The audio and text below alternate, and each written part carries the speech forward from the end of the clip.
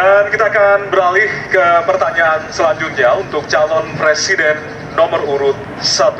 Kami persilakan kepada panelis Bapak Rudy Rohim untuk mengambil subtema di fishball. Kami silakan Bapak.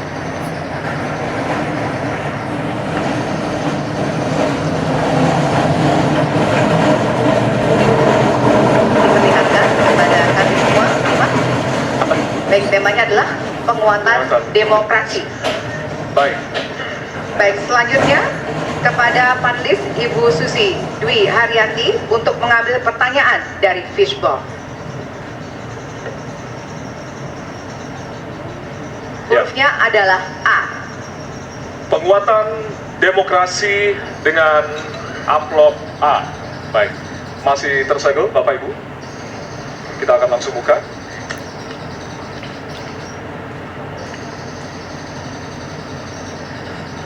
Salah satu pilar penting demokrasi adalah partai politik. Namun kepercayaan publik terhadap partai politik di Indonesia selalu rendah.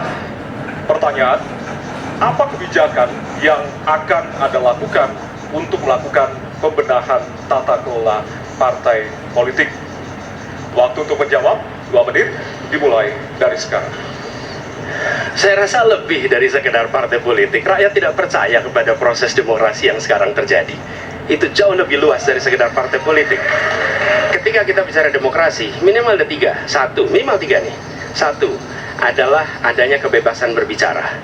Yang kedua, adanya oposisi yang bebas untuk mengkritik pemerintah dan menjadi penyeimbang pemerintah. Yang ketiga, adanya proses pemilu, proses pilpres yang netral, yang transparan, jujur, adil. 3. Dan kalau kita saksikan akhir-akhir ini, 2 ini mengalami problem. Kita menyaksikan bagaimana kebebasan berbicara menurun, termasuk mengkritik partai politik. Dan angka demokrasi kita menurun, indeks demokrasi kita.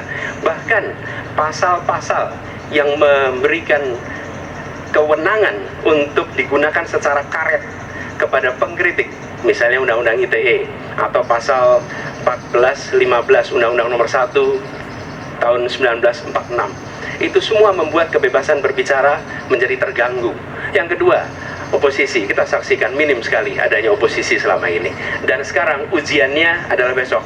Bisakah pemilu diselenggarakan dengan netralitas, dengan adil, dengan jujur? Ini ujian ketiga. Jadi, persoalan demokrasi kita lebih luas dari segala persoalan kepada partai politik. Nah, bagaimana untuk partai politik sendiri? Partai politik baru mengembalikan kepercayaan. Tapi di sini ada peran negara. Menurut saya salah satu masalah yang mendasar, partai politik ini memerlukan biaya. Dan biaya politik selama ini tidak pernah diperhatikan di dalam proses politik. Untuk kampanye, untuk operasional partai, semua ada biayanya.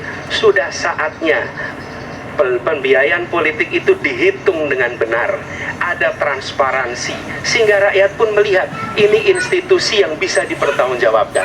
Jadi salah satu reformnya adalah reform pembiayaan politik oleh partai politik. Terima kasih. Baik. Waktu sudah habis, terima kasih. Kini kami persilakan calon presiden nomor urut 2 untuk menanggapi jawaban calon presiden nomor urut 1. Waktunya 1 menit dimulai dari sekarang. Mas Anies.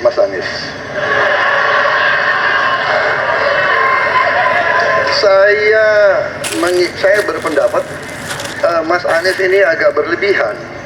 Mas Anies mengeluh tentang demokrasi ini dan itu dan ini. Mas Anies dipilih jadi gubernur DKI menghadapi pemerintah yang berkuasa. Saya yang mengusung Bapak.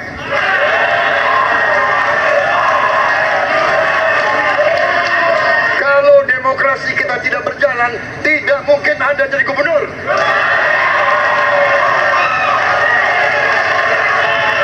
Kalau Jokowi diktator, Anda tidak mungkin jadi gubernur. Saya waktu itu oposisi, Mas Anies. Anda ke rumah saya, kita oposisi, Anda terpilih. Waktu habis, Bapak. Harap tenang. Bapak Prabowo. Baik, para pendukung, kami mohon untuk tenang, para pendukung. Para pendukung, Baik. harap tenang. Kita akan lanjutkan dialog kita. Harap tenang. Hadirin, harap tenang.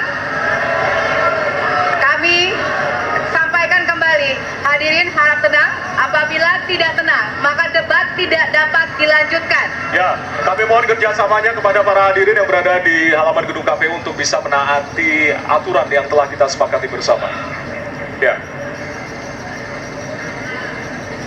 Baik, selanjutnya kepada calon presiden nomor urut 3, kami silakan untuk menanggapi jawaban calon presiden nomor urut 1, waktunya 1 menit dari sekarang. Saya jadi tidak enak ini Mbak hari ini. Mohon maaf, saya tidak enak karena dua kawan saya sedang nagih janji dan membuka buku lama. Tapi percaya begini, yang pertama tidak ada demokrasi tanpa partai politik. Tidak ada, suka tidak suka, mau tidak mau. Dan fungsi partai politik itu adalah agregasi, sumber rekrutmen kader, pendidikan politik. Kebetulan saya pernah menjadi ketua pansus undang-undang partai politik. Maka pada saat perdebatan penguatan dari sisi anggaran, penguatan dari sisi partisipasi masyarakat mesti dilakukan, saat itu tidak terlalu banyak yang setuju. Maka Mas Anies, soal oposisi tidak oposisi, soal kepentingan saja kok. Kapan kita bertemu, kapan kita tidak bertemu, dan kemudian kita akan bersikap pada posisi masing-masing. Tapi yang penting, pendidikan politik kepada masyarakat itulah yang menjadi PR besar dari partai politik agar cepat Oke, dewasa. waktu Anda habis, Bapak. Ya, dan kita akan lanjutkan. Baik, kita akan lanjutkan debatnya, Bapak Ibu. Kita akan lanjutkan ke pertanyaan selanjutnya untuk calon presiden nomor urut 1. Ya, Untuk merespon Oke. tanggapan dari 2 calon presiden lainnya, waktunya 1 menit dari sekarang. Ya. Terima kasih.